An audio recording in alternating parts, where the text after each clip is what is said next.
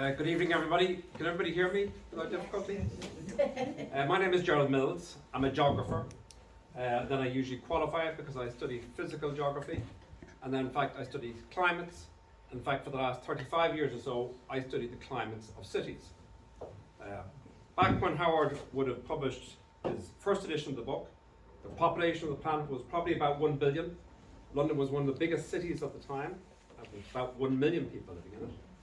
We now have a population on the planet of over 7 billion, and more than 3.5 billion of those, more than half the planet's experience of the environment, is urban. In other words, most of us live in a profoundly changed environment. And what I hope to show you is that what Howard was actually interested in measuring was the climate where London was located. But he found something, and what he found was that the climate as measured in the city was different from the climate that he was measuring where he lived. Now, that might be the end of the story, but he actually explained and put together the reason as to why it might be the case, and that's what makes his work completely different. He's not the first to recognize that cities are often warmer than the surrounding environment. Some of you may notice that maybe the trees bud earlier inside the cities than they do outside, that if you drive your car into the city from outside the city, that the car temperature might indicate the temperature is warmer inside the city than outside. So most of us would have recognized that, but Howard was the first to measure it, and the first to come with a whole set of hypotheses, most of which turned out to be true. Now, the reason why I like Luke is because the formation of this organization here called the International Association for Urban Climate dates from about 2000. And like any organization, you have to establish a foundation date, the date which the ideas began, and that date is the publication of Luke Howard's book. And that's why the IUC gives out its highest prize for lifetime contributions to knowledge about the urban climate. They call it the Luke Howard Award. So what I'm going to do is I'm going to jump back and forth between climate at the time and climate as it is now, just to give you a sense as to what his contribution is and why, to some extent, it was so revolutionary. Obviously, everybody knows about his clouds, and I think if you know about his clouds, then you have a sense this individual had this incredible ability to turn his observations into an understanding. And not just to give an understanding, to understand the process that might give rise to a different type of clouds, but to come up with a lexicon so that everybody would recognize those clouds. Now this is incredible, right? Because if you think about it, at this period of time, there are no machines to forecast the weather. The only way you could forecast the weather was observing the sky. So, how did you know that somebody told you something in another part of the world that made any sense in the world that you occupied? You needed a language. And that's what Howard came up with, a language of the clouds that was transferable. And I think that's the key to the Enlightenment and to the scientific revolution of which Howard was part of. So what I'm going to do is I'm going to talk about Howard essentially using a modern term as a citizen scientist. Because remember, there is no organization out there routinely measuring stuff. So he's measuring it, and he's putting it forward, and he's publishing it in books. I'm going to talk about the urban heat island, which is what he first discovered, although it was never called the urban heat island until the 20th century, and it's almost certainly a German word, but nevertheless it goes back. Sorry, it's obviously one who falls asleep, unless I keep changing it. But it's because effectively the work that Howard began, other people continued and discovered that it actually displayed a pattern. Then I'm going to place that in the context of climate change. And then I'll finally talk about how any of us could develop a climate awareness. And I think this is very important. This is, I think, what Howard shows us, that you can effectively treat your body like a weather station. And as you walk around, you can actually examine the things you see in the environment and translate into an understanding of what's happening. And then I'll draw my conclusions. So, this is him as a citizen scientist. This is the image from his first edition, which was published in 1818. At this stage, Howard is just under 50 years old. Now, no one department of natural knowledge is the field less trodden, or the opportunity for a successful exertion of the judgment in establishing general principle greater than meteorology in its present state. There is no subject which the learned and unlearned are more ready to converse and to hazard opinion than on the weather, and none of which they are more frequently mistaken. So this is basically the inspiration for how to work.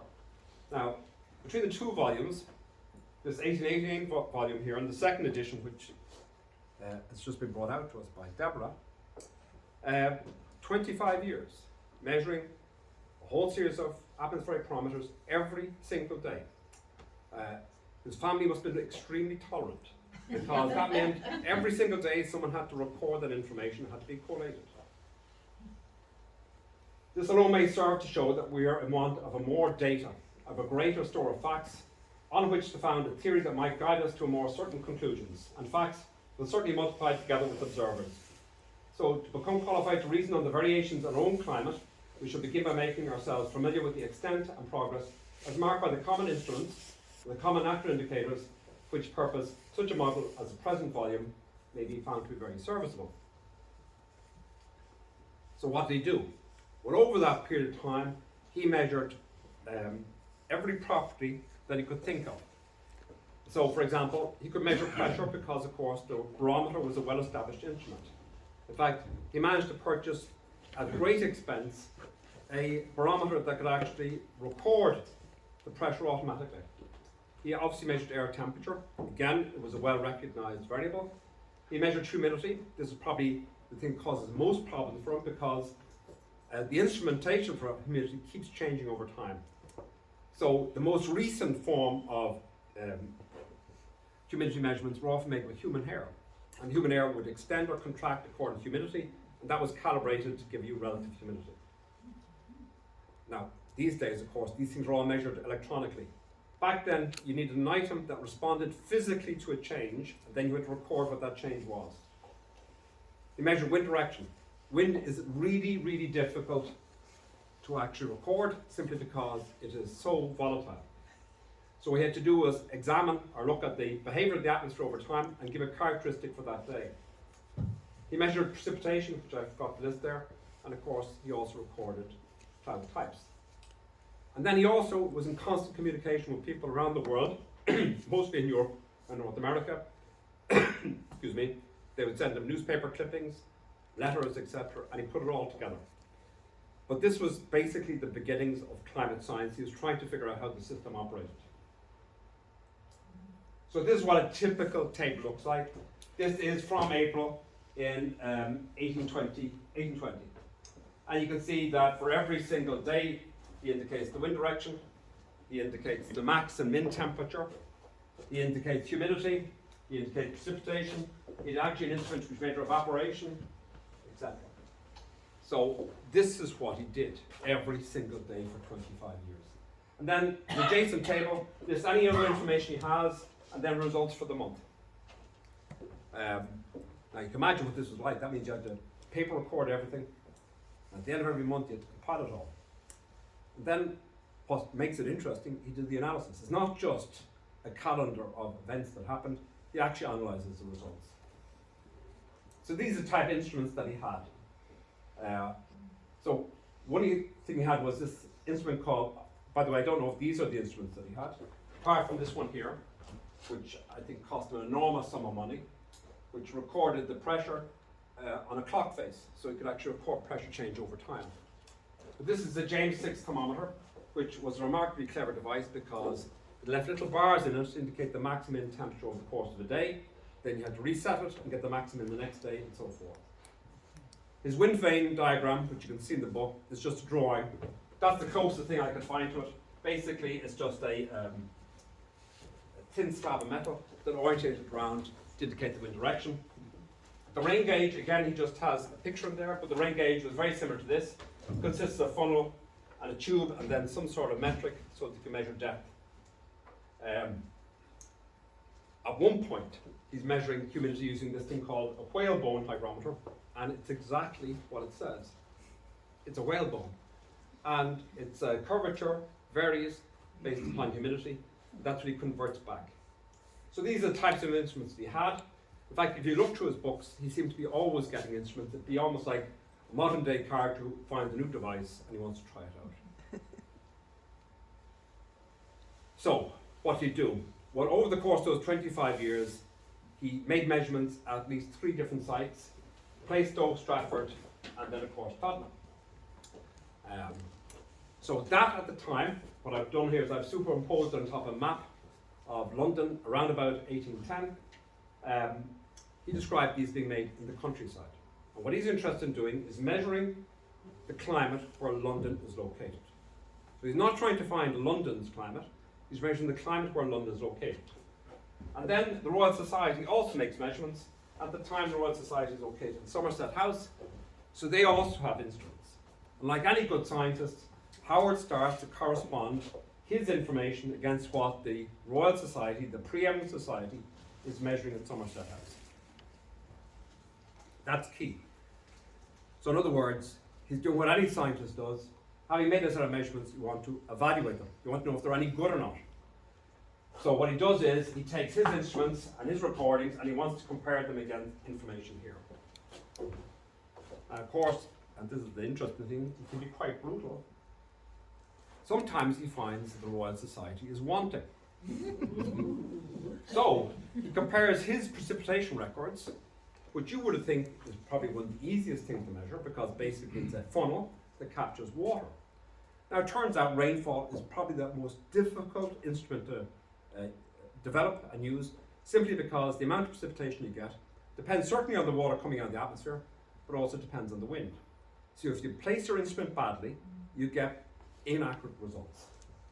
So he finds the average annual rain of the 10 years, 1820 to 1830, is 17.615 inches, which corrected for the elevation of the gauge gives himself 23.277, a quantity falling below the real average of the district by more than 2 inches. So in other words, he's finding there's a difference. The difference over the course of the year is 2 inches. He doesn't believe it. It may be said that probably other causes, such as we have been stated, and those peculiar to a great city contribute to this deficiency. Now this is an interesting idea. It's now known that cities actually can cause changes to precipitation. For example, there were famous studies in the 1960s in London that talked about, during the summer months, London being effectively like an oven, cooking the air above it and producing thunderstorms.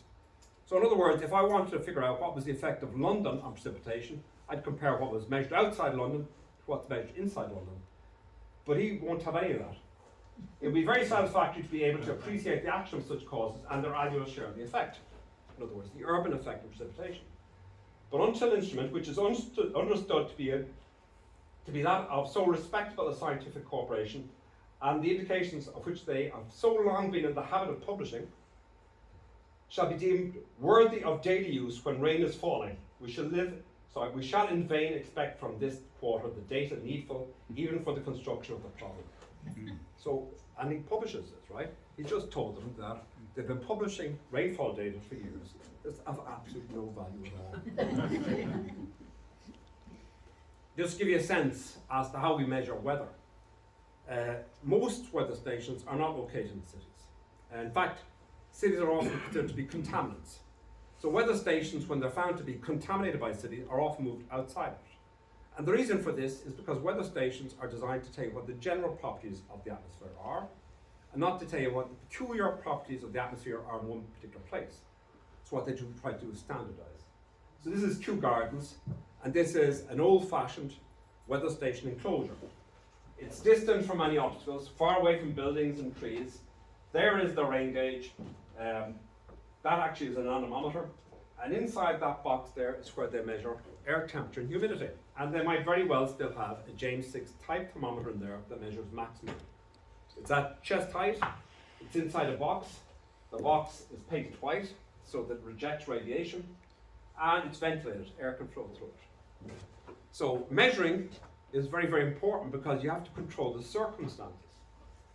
So in order to achieve representative results from comparing thermometer readings at different places and at different times, a standardized exposure of the screen and hence of the thermometer itself is also indispensable.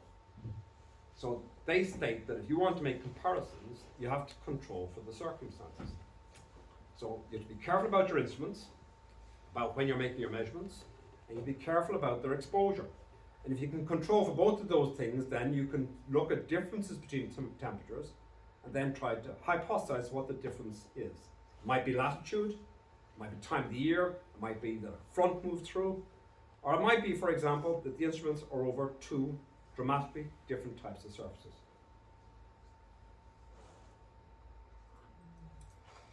Now, jump forward to today, there are lots of people making their measurements. I don't need to get up every single morning to report anything anymore. If I buy an instrument like this, which is a typical citizen science weather station, there is your ventilated box. Inside there is my thermometer and my humidity. It measures everything electronically. There's no physical response. I couldn't look inside and say, okay, the alcohol is increasing, the mercury is changing. That's all gone. These are all electronic. There's my rain gauge. Those things are to stop birdies landing on it. There's my anemometer. There's my my wind vane and my anemometer. And all these things will report electronically. In fact, excuse me, for most of these instruments, they're web enabled, and as soon as you plug them in, they'll communicate with the web. So the only question is whether you're a member of an organisation that collates this stuff. This comes from the UK Met Office. This is the WOW weather network. So these are all the temperatures measurements being made around London as of when I pulled it down. These are quite nice to look at, by the way. Sometimes when a cold front moves across the country, you can see all the instruments change accordingly. So all they can ask of the people putting up these stations is they try to follow common practice about how the instruments are exposed. They hope that because there's so much stuff coming in, that even if one of these is actually not producing very good results, it's swamped out by ones that are producing good results. How is citizen science used these days? Well, these instruments are not the same quality that you get from the UK Met Office, but they're often used to give judgment calls to try and prompt or give details about stuff that you're not likely to measure. Because official weather stations, such as the one at Heathrow, obviously cannot have any of the detail across the city, whereas these instruments can capture patterns of warming and cooling. So I think you make a good argument that he's one of the first citizen scientists. Let me give an example. This is a modern day example, by the way. It goes to the heart of how we know about climate change. Instrumentally, we only have about maybe 100 years worth of records internationally against which we can judge whether the climate is changing or not. This is a station in Los Angeles. This was the official station of Los Angeles, and that's where it used to be located. So this is on the rooftop of the Department of Water and Power. So they would have records going back here 40, 50 years that would indicate climate change, what it meant in Los Angeles. Well, in about 2000, they made a decision to move the station. And they moved the station to the campus of the University of Southern California, which is located here. Now, the instruments, not surprisingly, respond. Because the instruments, which are located about chest height, respond to what's happening at the surfaces below them. And typically, an instrument such as a thermometer in the atmosphere will get its information from maybe about half a kilometre around. But a lot of its information will come much closer. So here, this station here, which is located over a completely paved rooftop, was always warmer than anything else. Here, for example, now it's over something that's very, very close to what we saw in Q, and you can see it's a grass surface. So you'd expect it to be cooler. And that's, of course, what happened. Now, that's fine. This is fine if it's kept like that. This is fine if it's kept like that. It's not fine if you jump from one to the other. So for a brief period of time, both of those were in operation. And here's the thing, it's the same city, it's the same recording, but you're getting temperature differences, you can see, of max and mins, which are completely different from each other, based upon whether you take one side or the other. And why does this matter?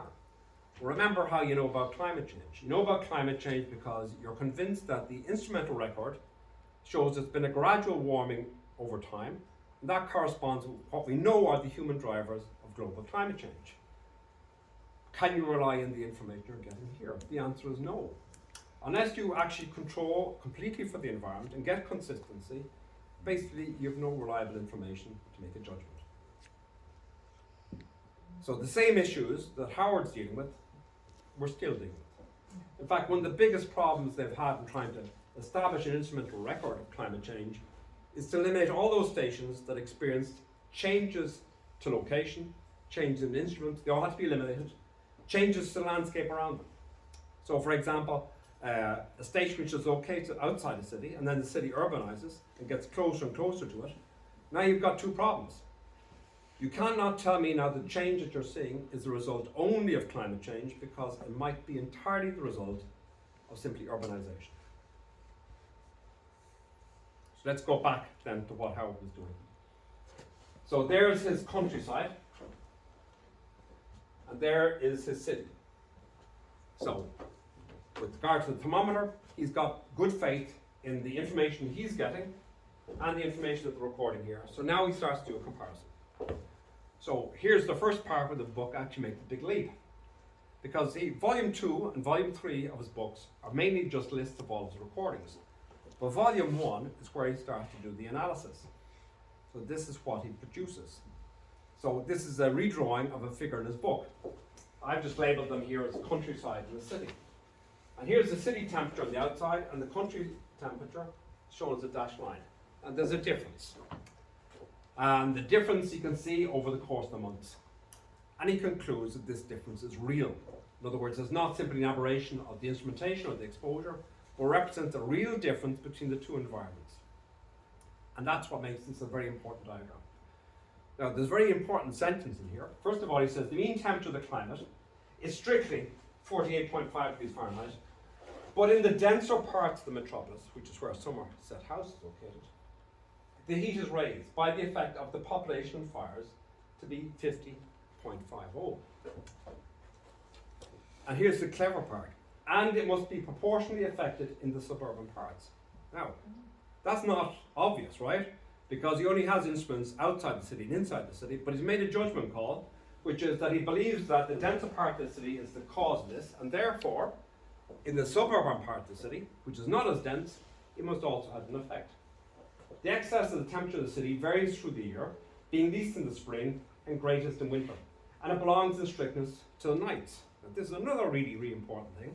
He's just discovered that the urban heat island that he's measuring is a result of the fact that the city cools down more slowly than everywhere else around it. So it's not a heating problem, because otherwise it would show up in the daytime. It's a nighttime problem, which average 3 degrees and 7/10 warmer than the country, while the heat of the city falls in a mean of years to about a third of a degree short of that in the open plain. Now, the thing when you read a book like this, it's clear that the plates are obviously put together over a period of time. So sometimes his explanation for this is actually distributed through the book. It's not all sitting in one nice, neat place. So what is the urban heat island? First of all, let me say it is ubiquitous. Howard was the first to measure it, but you can find it in every single city in the world. And in some cities, the temperature difference between the outside the city and the inside the city can be on the order of 8 to 10 degrees Celsius. That means that in cities, sometimes you get no frost, even though there's frost outside. If there's snow in the city, it often melts in the city before it melts outside. As I say, trees might bloom earlier. It's warmer. This is what a modern day urban heat island looks like. If I did a cross section across the city, I'd find that the temperature increases from the edge to the center, then decreases again. So now you can see why it's called an island. It's like a blob of warm air sitting over the city. The lowest temperature difference is found on the edge of the city, and it gets higher and higher as they go toward the city center. The diagram down below is an attempt to try and show you that cross section going from A to B, and you can clearly see it is the city core, the densest part of the city, that experiences the greatest heat island. So Howard had discovered the heat island and actually proposed that it must be an island, because he said it was greatest in the densest part and it must be proportionally less so in the suburban part. What Howard did, every starting geography, urban climatology student now does. And they do it quite simply.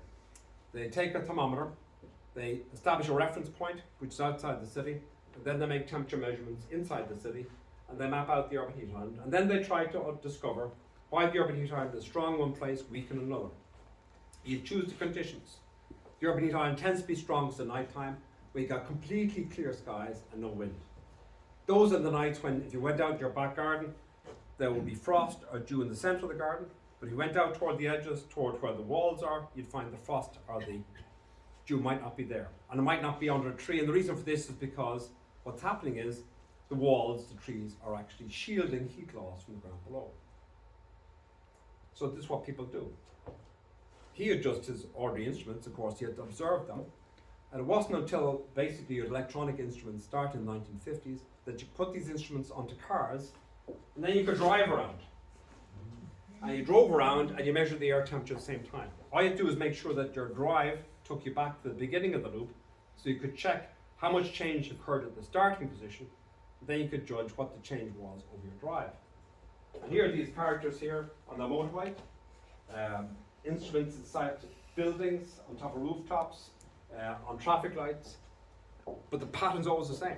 What you do is you measure the temperatures inside the city, you compare it against a reference outside the city, and that's how you judge the magnitude of the urban heat island pattern. Let me just show you another map. There's another famous book on London. It's also called The Climate of London. It's by Tony Chandler.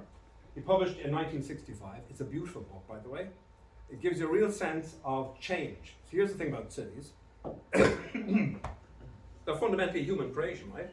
So we make all the decisions about the types of buildings, the type of materials, the layouts. And we also make all sorts of decisions about the amount of stuff we pump into the atmosphere, the amount of heat, etc. So if you want to get an experience of what London climate was like just after, for example, the Great Smog in 1950s, this book is marvellous. Now, Tony Chandler, a bit like Luke, he set up weather stations all around London, operated by schools, and he collated all the information. He gives you a complete climate, he tells you about wind, temperature, etc. This is his map of the heat island of London as measured in 1959. Again, actually I forgot to put up the day here, was in April. It was a lovely clear night. He had all the instruments. Where he's less sure about, he puts the dash, but where he's quite certain, he has these patterns here. And you can see there's a clear link between where the city is and where the urban heat island is. Now here's the interesting thing. What did the final statement in the book by Chandler said? Londoners live in a profoundly man-modified climate. A few of the changes wrought by the widespread substitution of houses and factories for fields and woods and surface roads for car track might be considered favourable. Such are the higher autumn, winter and spring nighttime temperatures. In other words, the heat island that Howard recorded. So he argued that in fact the heat island from London wasn't such a bad thing, which reduced heating costs and lengthened the frost-free period. So this is in the 1960s. So he said that in fact the urban heat island would not be such a bad thing in a relatively cool climate such as this, because it would give some offset to the demand for heating inside houses. However, he said these advantages must surely be outweighed by increased pollution and decreased sunshine. In fact, if you look at Chandler's book, he shows clearly the effects of effectively getting rid of smoke production inside London. It was the end of the smog. Sunshine suddenly increased inside the city, and that was Chandler's work. So it's a nice companion to Luke Howard's work. Now I'll jump forward again. This is from a data set which I pulled down off the European site. This is June 2017 at 2 o'clock in the morning. This is London's urban heat island. I put the map underneath it there. There's the same place as this, remember, was the countryside as Howard was. Now you can see they're all fully inside the city. So the heat island has persisted. And Howard was the first to recognise it and the first to speculate that it might actually be an island. Sorry, that yellow streak on the right, is that Lee Valley? Yes, yeah, it is. Yeah. Now you're absolutely right, you'll find river valleys, which are often, if the city is clever, not paved over, represent green ribbons connecting the outside of the city right into the inner city. And if you were to give any rule for any urban planner starting out, look after the rivers first. Don't occupy the banks. You'll solve a lot of problems with regard to heat, with regard to cooling, with regard to biodiversity, and with regard to flooding. So what causes it? Now, I can tell you, because I know this field fairly well, this has been a subject of debate for probably about 50 to 70 years. Now, we pretty much know all the causes at this stage, but much of this was done within the last 50 to 70 years. So, 4 causes. The first is the urban area is paved. And the consequence of paving means that water does not stay on the surface, it's shifted off quickly. And consequence of paving is that there's no vegetation. And what vegetation does is it connects the atmosphere above to the soil below through the root system. So paving gets rid of that connection. So pervious land cover is key. So everywhere you see a shaded map of London, it usually indicates the extent which is built upon or paved. That's where the urban return is going to be strong. The materials of which we construct the city. So a lot of the road surfaces in a city like London are asphalt, which of course are dark. But all the materials of a city like London, certainly before the arrival of glass, hard, dense materials, very, very good at storing energy. And here's the interesting one, the three-dimensional geometry. The three-dimensional geometry changes everything about your environment. That means that you experience shade, sunshine, blast the winds out as you go around corners, areas of shelter. The geometry is completely changed. So, what does geometry do? First of all, it's rough. That means that the air near the surface is slowed down. It's gusty in the city, but the average wind is actually slowed. Buildings generate shadows, but they also cause multiple reflections. And I'll show you some examples of that, especially with our new glass buildings where you can see the multiple reflections clearly. And here's the other thing, buildings block access to the sky. And the less you see of the sky, the slower the surface cools at night time. This, by the way, is part of the reason why you plough fields. You actually create little indentations, and if you plant or you plough along certain directions, you can create tiny microclimates that allow the seed to grow because they capture the sunshine on one side of the slope. So they're the things that you get simply by building the city. And if I left the city, I still have a heat island. And here's the other part that we contribute, waste heat. In the modern day world is waste heat from buildings, that's very significant, waste heat from transport and from industry. So we're going to call that anthropogenic, human generated. Now, there's a modern explanation of the urban heat island. Now I'll jump back to show you just how good Howard was. Oh, sorry, before that, just give you, this is Central Park, vegetator built. The fabric which built the city. And here's my favorite picture from Hong Kong. This 3D geometry. So all you're missing is a little ceiling there, and you've one enormous room with about 10 million people inside it. And then, of course, this is all the stuff that keeps the city going. So if this is the form of the city, these are the things that sustain it. And the sustenance of the city generates waste. A lot of those wastes are pollutants, but a lot of the wastes are also just heat and vapor.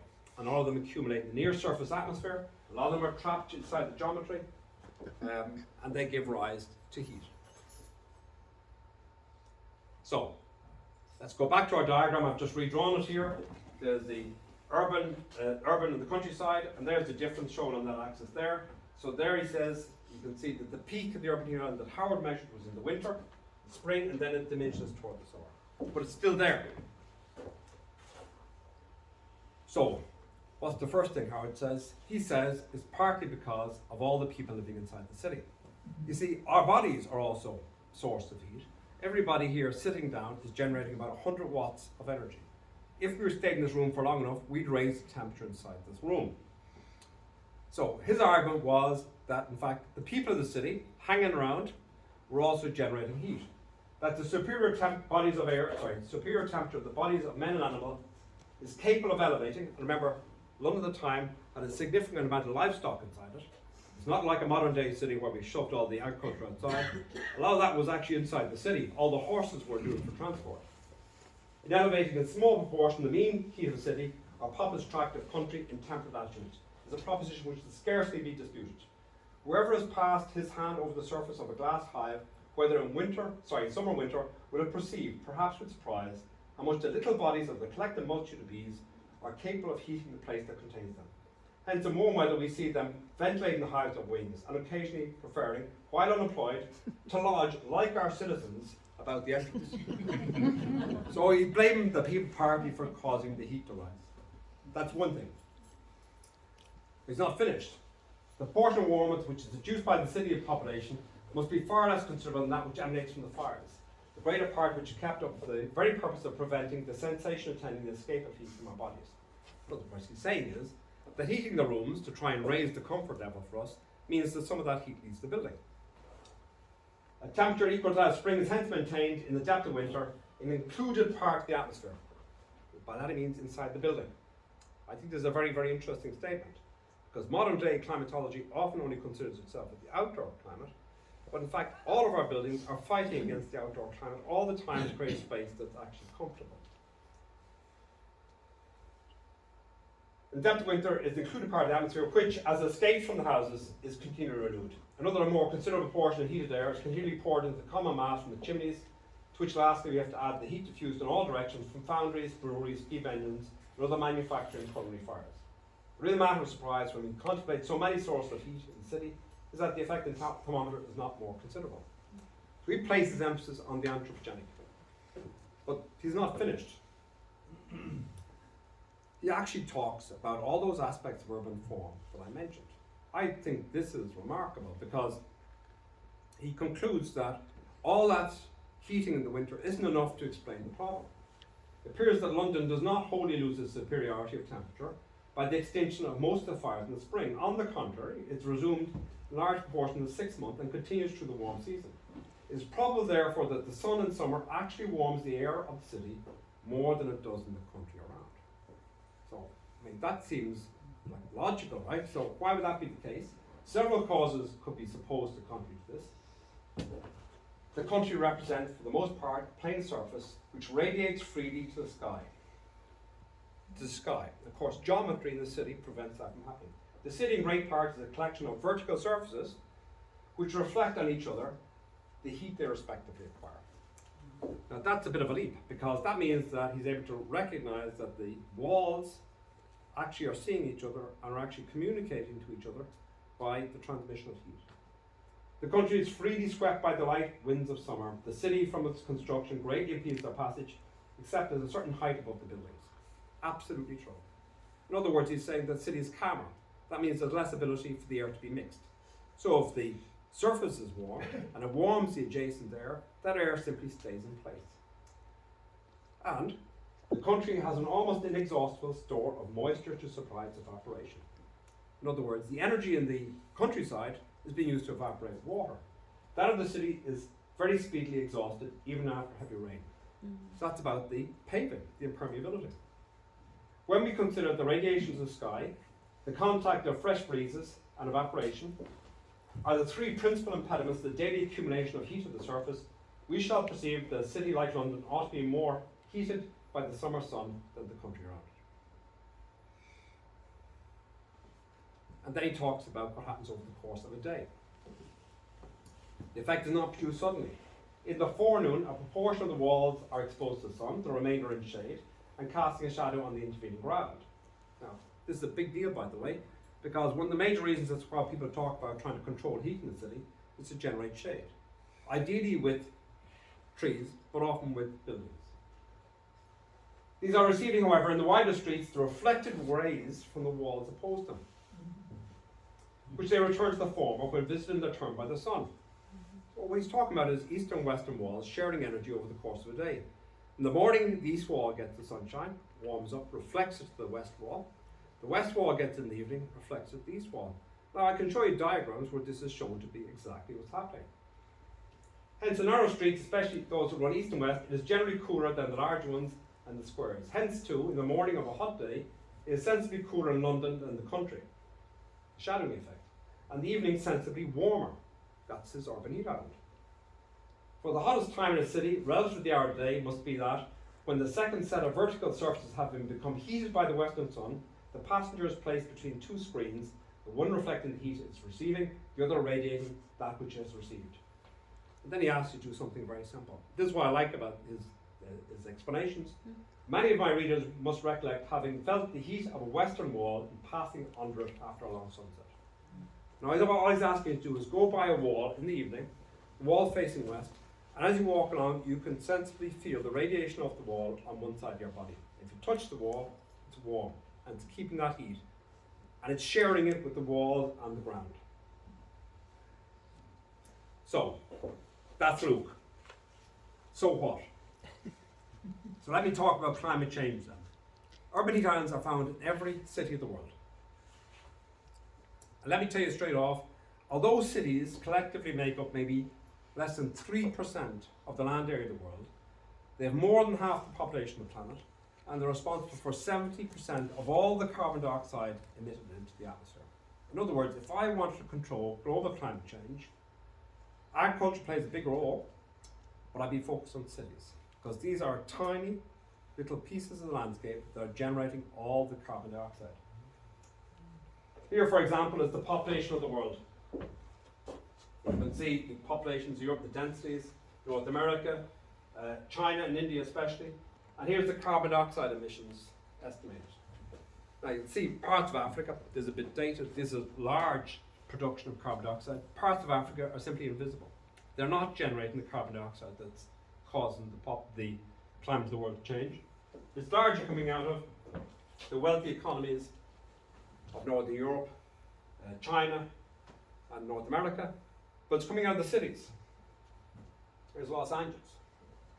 So this is a different type of environment, obviously from Luke's, but the processes are still the same. All that's happened in the intervening 200 years is the populations have greatly increased, and the number of cities on the planet have greatly increased.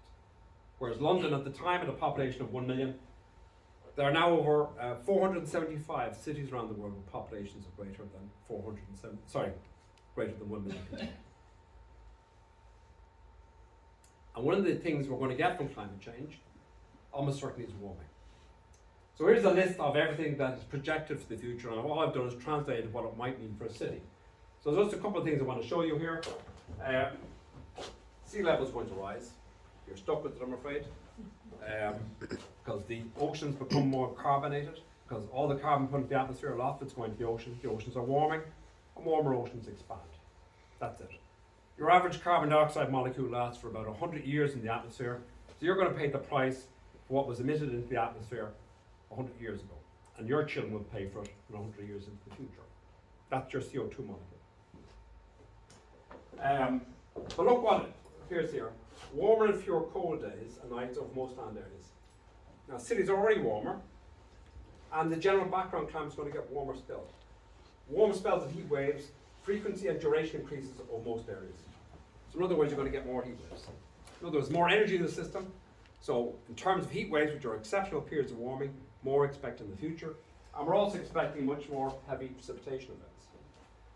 So think about what cities are. They already raise the air temperature. Most cities on the planet, by the way, are located next to coasts. That'd be true of Dublin, true of every single city inside Ireland. Most cities are located at low altitude, close to coasts. Most cities raise the air temperature, the urban heat island. Most cities are paved and they shed water very quickly. So we're talking about all the things that basically determine the background climates which cities are also enhancing. That's what puts cities centerpiece when we talk about climate change. They're mostly responsible for the problem, and they're mostly going to have to bear the consequences. So, what I've told you about is Luke. So that's what Luke was doing. He was trying to figure out the urban contribution. He knew nothing, of course, about global climate change at that stage there. And I think in truth, most people did not think that humans could actually change the climate of the planet. Not significantly. Not until the 1970s. And then the information came in about the amount of carbon dioxide in the atmosphere. But at Howard's time, we've already seen that he talked about the urban heat island, he talked about impervious surface cover, he talked about reduced ventilation. He didn't talk about pollution, by the way. So that's what a city does. And then there's a question about what's happening in the area around the city. So when you get a heat wave in a city like London, you get them a lot more frequently and a lot more severe than we get in Ireland. It's usually because there's a big blast of air which has moved up over the continent. They can be predicted, but they usually come up from North Africa and they pass over Spain, they pass over France, and because Great Britain is much more closely linked into the continent, they pass over Great Britain and affect London. Here's an example from last year, July 2022. So what you're looking at here, there's the UK, there's ourselves, there's London, and what you're looking at is a circulation system. There's a low pressure system, there's a high pressure ridge. But what the high pressure ridge is hiding is warm air blast that's come up from North Africa. So there we have North Africa, which of course is desert. So the air that's arriving over Spain and over France is hot and dry. So most of us are completely conditioned to experience warmer temperatures in summer, cooler temperatures in winter. And we dress accordingly, we live accordingly. What a heat wave does is simply it takes that general pattern and it presents a new platform. And for us in our climates, we're used to the type of variations that we normally get. We've had a great deal of difficulty in coping with that sudden change. Just like we have a great deal of difficulty in coping with sudden cold spells. In other climates, say southern France and North Africa, where they live, the clothing, etc., is adjusted to that type of climate. Now here's the thing about it, by the way, you can actually predict heat waves. So this is not an urban effect. So London knows it's going to get a heat wave. And it probably knows it up to a week, 2 weeks beforehand. Because the circulation systems and the forecasting system is capable of determining the arrival of that warm air. So the only question then is how the city responds. Does it have an effect? This is pictures last year from London. All the infrastructure in London, and large parts of the city, if you walk around it, are clearly Victorian origin. Some of those magnificent engineering feats built from Victorian times, Victorian materials. They had to start insulating bridges. And the reason for this is because the temperature was expected to go above the tolerance of the bridge itself. So, like any other materials, when it gets heated, the nuts, the bolts, the wires, etc., would expand and contract. And the fear was they would put tremendous burden on the bridge and it could collapse. So heat has become a big deal. And down below what I have is mortality rates. I took this from the website from the Office of National Statistics. And what you have here is the number of deaths, because it's very, very hard to determine the people that died from a heat wave. But what they've done is they've correlated the number of deaths with the temperature. So there's the UK's hottest record temperature, and it corresponds with the peak. In other words, the argument is, by the way, it doesn't affect everybody equally, but the people who have the least capacity for dealing with heat wave events are essentially rendered unhealthy to the point of death during these type of events. So we've moved from a situation when Chandler talked about maybe the heat island is not a bad thing, to suddenly the heat island on top of a heat wave event being potentially catastrophic, a public health event. So that's it. That's why the heat wave, that's why the urban heat island is so critical. Most of us live in cities. That means if there is a heat wave event, most of us are exposed to those events. And that places at great risk. So your city can make decisions about how to build the city, fix the city, green the city, waterproof the city, etc., to try and manage this. But you're stuck at this stage, I'm afraid, with aspects of global climate change. What you can do is use these techniques to try and reduce the urban effect. But at this stage, because of historic emissions, you're stuck with global climate change. So the question is, can you now start to reduce the urban heat island to stop the enhancement that occurs inside cities during heat wave events? And now you can see, in fact, this has become a big issue. This is from the London government website. London experienced hotter and drier summers that are further impacted by the urban heat island effect. This is now normalised. So remember, it was Luke who pointed out there was such a thing as the urban heat island, and now suddenly it's become problematic. UHI can cause London to be up 10 degrees warmer than neighbouring rural areas. This is because the sun rays are absorbed by hard surfaces rather than vegetation. We told that 200 years ago. Such trees, plants and grass, radiation from hard surfaces released into the air as heat, UHI reduce the ability of cities to cool and impact our own capacity to regulate temperature. Now I think what's interesting is, what happened between Tony Chandler's time, right, 1965, and now? Well, a big thing that's happened is, a lot of the buildings of which we construct cities are completely different. So you walk around here and you find the buildings have got these beautiful sash windows that can be open and closed. The building footprints are quite small, so they're quite easily ventilated. But I'd urge you to go in to look at central London now, just to see the sheer size of the buildings. And sometimes those buildings occupy a massive footprint, so there's no possibility of opening up the windows to cool them down anymore. Those buildings have to be cooled the year round. We expect London's population to be 11 million by 2050. We need to build more homes to accommodate our growing population. We must ensure that managing heat risk is considered at all stages of planning and development. Now, technically that means you have to build different types of homes and you have to start building proper green infrastructure. That means spaces outside your house that are actually pleasant to walk around. This is London's response. You now become the intelligent person in the system. You have to recognise where the cool space around the city to get redemption. So I don't think it's any shock. What they've fundamentally mapped out here are the microclimates of the city. Clearly, the river is the great microclimatic adjuster. So if you head down to the river, you get air that's been cooled because of evaporation of the river, but you also get access to wind that flows on the river. Where else have they identified?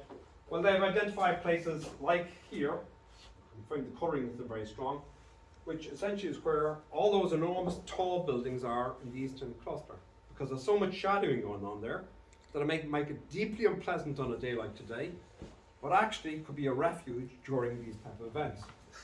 Everything you see as a dot here is a cool indoor space. These are basically public libraries. Now, they're basically copying something here that's been done elsewhere. In places like New York, you're told to go to McDonald's because McDonald's are air conditioned. You're told to find comfort. You see it throughout Barcelona. They have these climate refuges where you can go indoors to get cooling. And in fact, I see now we're even talking about having warm refuges in winter. The other thing you see here, of course, is all the big parks have suddenly become extremely important microclimates, not necessarily just for recreation, but be cool spots into which people can go if they want to get some relief. Now, it is a bit strange, isn't it? Not that we're now talking about heat as a real issue in a city like London, whereas previously we only talked about heat in a positive frame of mind, and our major concern was for lack of heat during the winter. So, this is the final part of the talk.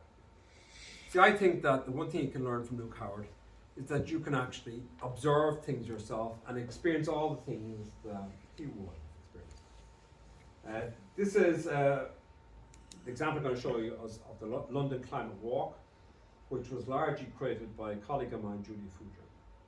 So the walk is deliberately designed to expose you to the maximum different types of microclimates that are possible. So we chose a path through some of the most ridiculous urban landscape you can imagine. This is out one side of the Liverpool Street Station. I love that street sign. But you see everything here. You see the brick, which tells you automatically when this place was constructed. But then it's surrounded by these monsters, which are steel and glass. And as you're walking around this environment, you have the opportunity to feel the heat on the walls at different stages, to see the behavior of the system, and to do as Luke did, actually generate hypotheses to why this particular space that you occupy is simply uncomfortable, or this particular space is comfortable at this particular time. So the walk was designed specifically to go through as much variation as possible through this part of London. So it starts out actually, and Judy did it today, we start out at Finsbury Square and we go on a walk through London. And that pathway, which looks a bit jaggedy, is designed to maximise bad air quality, access to sunshine, wind effects, reflection effects, everything you can imagine. So that if you tune your body and don't just pass through life unobservant, you realise that in fact the outdoor climate that you experience is almost like a waste ground.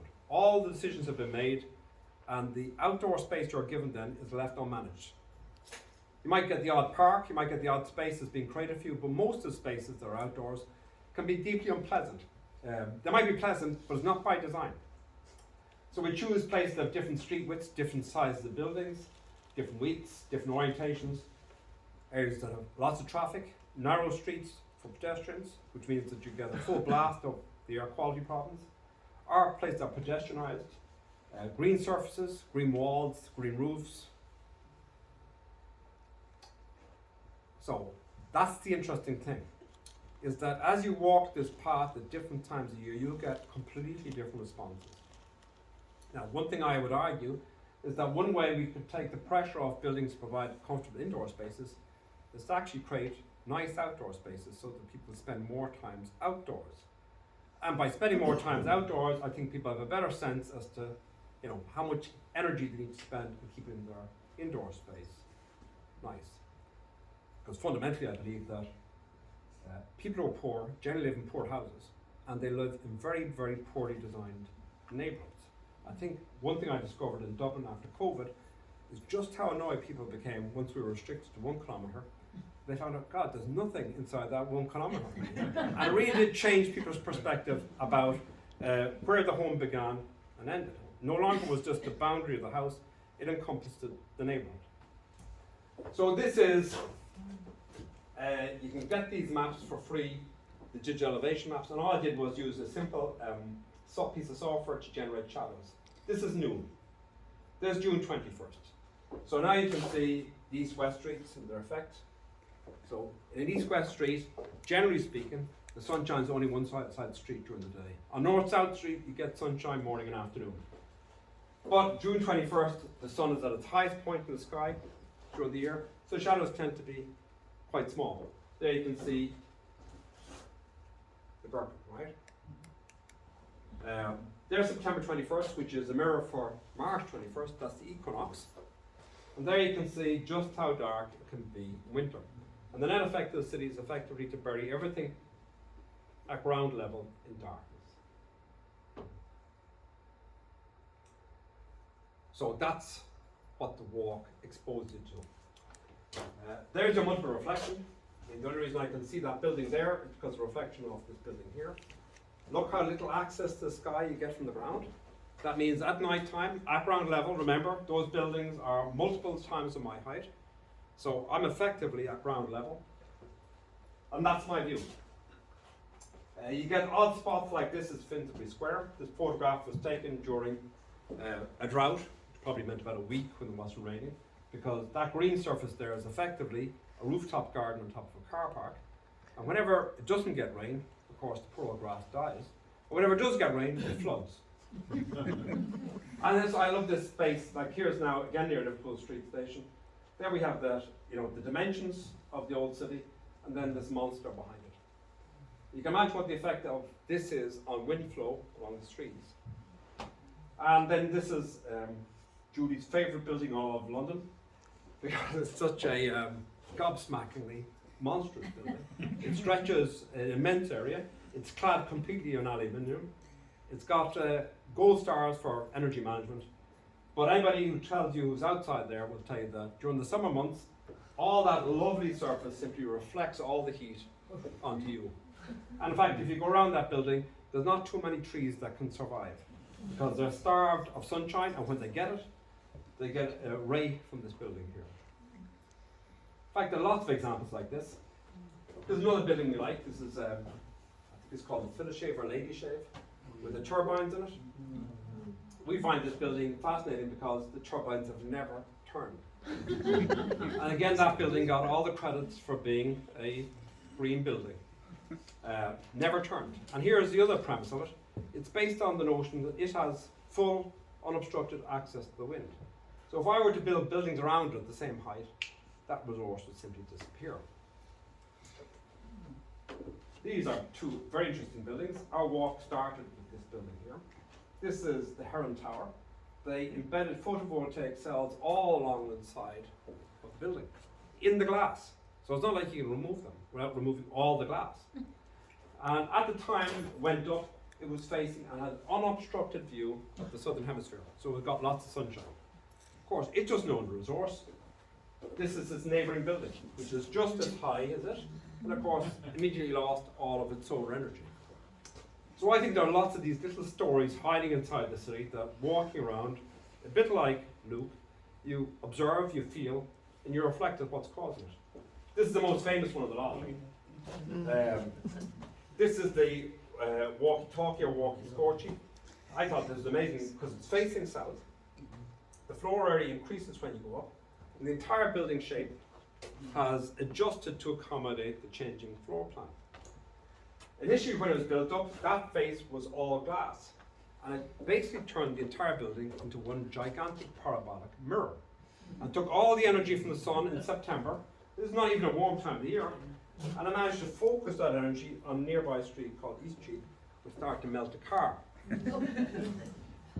The architect who did this said, "Oh, it's because of climate change." Of course, climate change never changed the position of the sun. He'd messed up. He'd actually forgotten to take into account some very obvious things about the environment. I mean, an architect should be fully aware of where the sun is in the sky. There are now a series of blinds there, vertical blinds, to try and prevent it. Causes all sorts of wind problems because not only is it a giant mirror, it's also a giant wind scoop. And because it stands so prominent above all the buildings around it, that means any air which comes in this direction here shoots down the face. And you can see the buildings around it because the doors are locked. You can't open them often because the winds are too strong. Now these are all hiding in the landscape. I think Luke would have had a great time walking around London and seeing these things and trying to determine what the causes were. And that means we spend endless amount of effort trying to fix a problem that should never have been created in the first place. Here, for example, is an effort by that walking Scorcher building to put a green wall in. Now, personally, I think these are works of art, but they're not doing much good in terms of anything else. I don't see the value of it. It never gets any sunshine. Again, it is also affected by all the wind coming off the buildings, so it's not a healthy environment.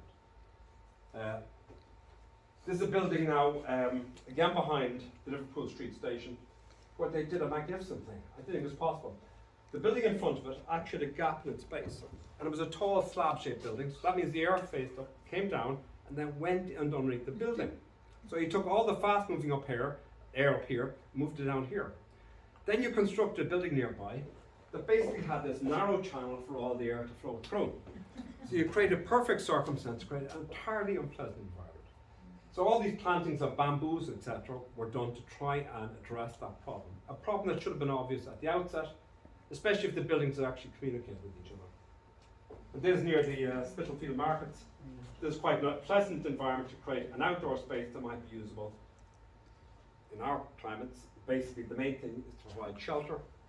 Sometimes it can actually be quite pleasant outside so long as you're not wet. So again, if you walk around and observe, you can see all these things. So what do I say about Luke? He's the first to measure the urban heat island and the first to correctly identify most of its causes. His approach, comparing air temperatures in the city to those outside, is still being followed. There are hundreds of papers published every single year on this basic premise. They move now from using air temperature to using surface temperature with satellites.